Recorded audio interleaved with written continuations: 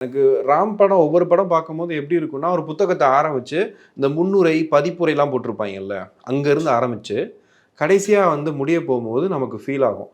என்னது ஒரு புத்தகம் படிச்ச மாரி இருக்கே! ஆமா. இத்தன கேரக்டர் மைண்ட்ல நிக்குதே! இல்ல அது வந்து உங்கள மாரி புத்தக வாசிப்பாளர்களுக்கு அப்படி வேணா அப்படி இருக்கலாம். இருக்கலாம். என்ன மாரி வந்து ஸ்கூல் புக்கே படிக்காதவங்களுக்கு வந்து ராம் அவருடைய படங்கள் வந்து ஃபர்ஸ்ட் எடுத்த உடனே இந்த படத்துக்கு நம்ம போணுமா, பார்க்கணுமா அப்படின்ற ஒரு தாட் ஏற்படுத்தும். ஆனா கொஞ்சம் பொறுமையா பார்த்தோம்னு வச்சுக்கோங்களேன், அது வந்து ரொம்ப நல்லா இருக்கும். உதாரணத்துக்கு எப்படிப்பட்ட படங்கள் யாருக்கு கனெக்ட் ஆகும் அப்படின்னு நம்மளே ஒரு ஸ்டீரியோடைப் பண்ணி வச்சுக்கிறோம். அப்படியே பயங்கர மசாலாவா இருக்காது. இது வந்து யங்ஸ்டர் படம் அப்படின்ற மாரிலாம் இருக்குல்ல. அப்படிலாம் இல்ல. எல்லாருமே எல்லா படத்தையும் என்ஜாய் பண்ணலாம்.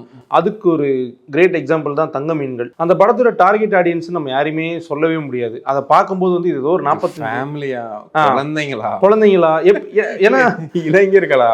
ஆ அப்பாவா இருப்பாங்களா? அந்த ஒரு இதுவா? அம்மாவா? எல்லா பக்கமும் இருக்கும் அது. எல்லாமே இருக்கும். ஒரு 45 வயசுக்கு மேல உள்ளவங்களுக்கான படம் அப்படின்னு சொல்லி நெறைய பேர் போஸ்டர் ட்ரெய்லர் பார்த்து நெனச்சிருக்கலாம். ஆனா அந்த படத்துக்குள்ள போய் உட்காந்துட்டு ஒரு அந்த ஹெவி ஹார்ட் இல்லாம யாராலயுமே வெளிய வரவே முடியாது.